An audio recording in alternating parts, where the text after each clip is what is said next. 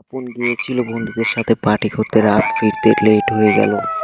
এখন সময় রাত 10টা। গ্রামে মানুষ এতক্ষণ জেগে থাকে না। আপন এত ভয় পাওয়ার লোক না, সে চুপচাপ হেঁটে চলল তার বাসার উদ্দেশ্যে। মাঠের ওপর একটা বাজার ছিল, সেখানে নাকি ডাইনি থাকে। আপন এসব বিশ্বাস করতো না। সে বাজারের রাস্তা দিয়ে হাঁটা শুরু করলো।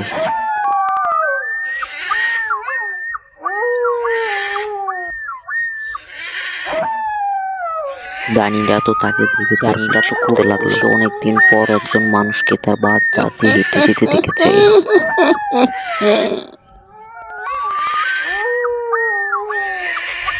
আপনের মনে হলো আপনকে কে জানি পিছু করছে, তাই আপন মাঝ রাস্তায় দাঁড়িয়ে গেল। ডাইনিটাও তার খুব কাছে এসে পড়ছে। কেউ তার পিছু করছেনি, সে পিছিয়ে ছিল। আপন এই ডাইনি দেখে অজ্ঞান হয়ে গেল। এই প্রথম কেউ আমাকে দেখে অজ্ঞান হয়ে গেল রে।